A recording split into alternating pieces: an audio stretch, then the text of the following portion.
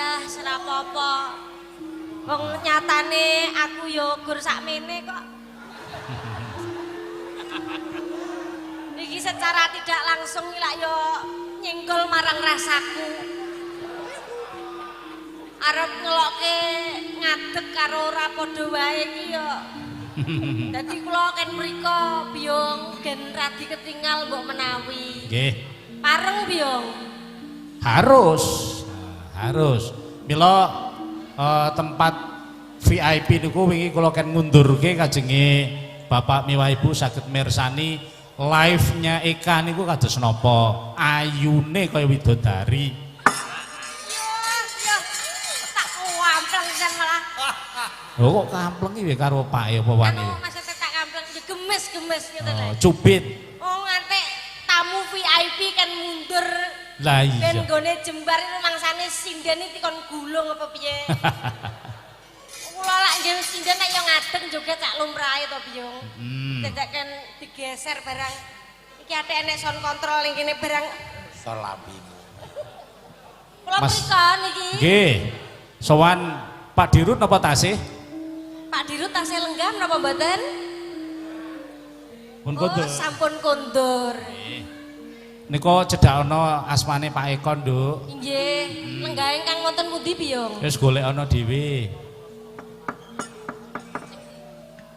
Mangga badhe ngersakaken bawa menapa mutlak saya kasihkan Mbak Eka. Asmarandana nggih bareng.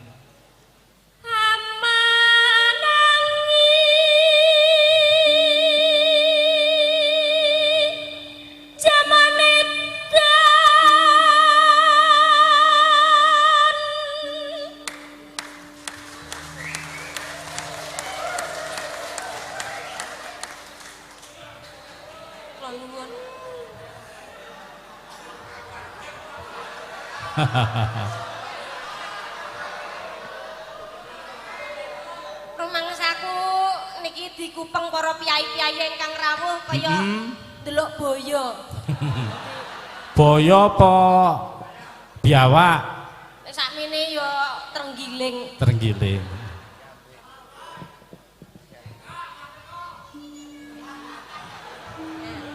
Lah bak wis tak omong to, wis tak omong. Iki go arek ngerah rasaku tok. Mau kon ning kono kon rene. Wis aku wis tersinggung lho. Bareng teko kene aku kon ngadeg. Pak, kula tak badhe matur nggih, Pak. Nggih. Awon tanpa rupi, kula menika pawaan saking Klaten. Panjenengan ngertos mboten? Kula Apa menika kuwi? saking Klaten ceper. Ceper iki nggon pandhe iki. Ceper niku sora bangsa kendaraan ingkang dipun modifikasi menika lho, Biyong.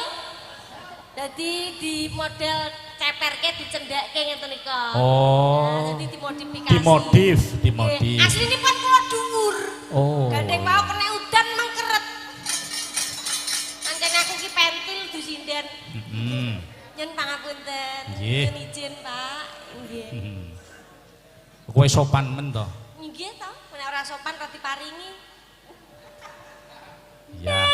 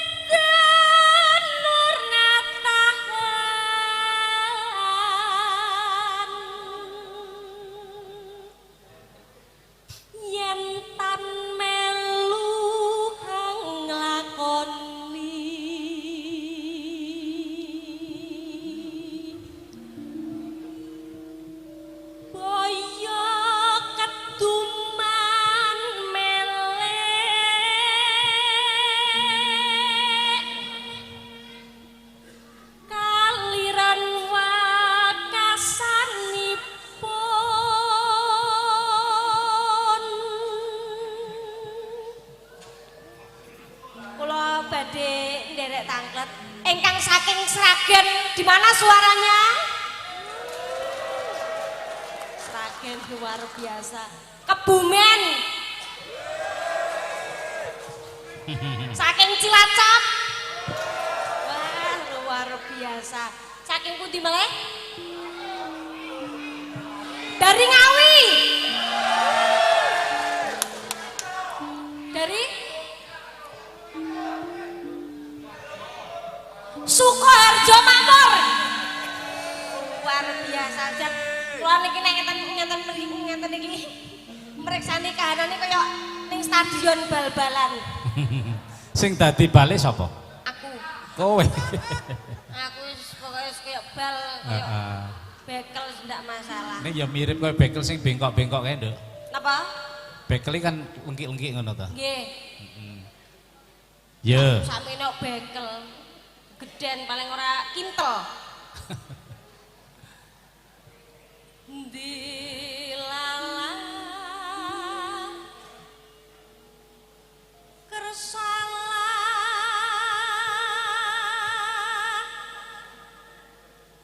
bejo bejane kang lali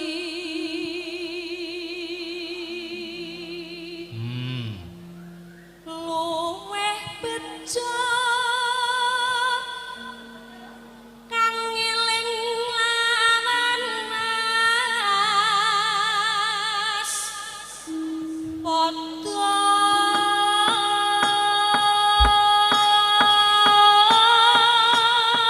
Tepuk tangan untuk Eka Suara Mas. Nduk. dalem biung. Ini ono sponsor Kang Mas Dr. Sumarsono yang nggak bisa hadir.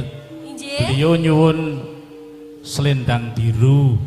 Selendang biru ingkang Mbah Narto napa ingkang modern biung?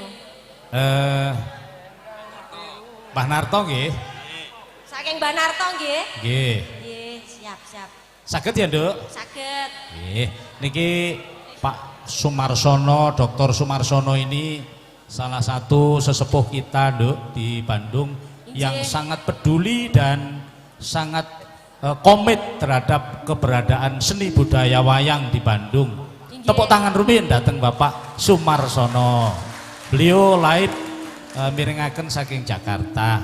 Nggih, mugi-mugi mbok menawi mengke selendang biru sampun dipun pinangkani dados rena ing penggalih. Iya, dan mudah-mudahan nanti goro-goro saged gabung. Amin. Nggih. Nggih, biung. Yes. Awit menika bawanipun lak pelok 6. Dipun bacutke langgam ingkang pelok 6 riyen nggih. Saged. Nggih. Mengke selendang biru ingkang slendro katen. Nggih. Langgam kesik ya Mas Pandu. Ayo Le, golek duit Le, Ndu. Bar kuwi terus diseragenke kaya nggonku. Nggih. Monggo dados, Ndu.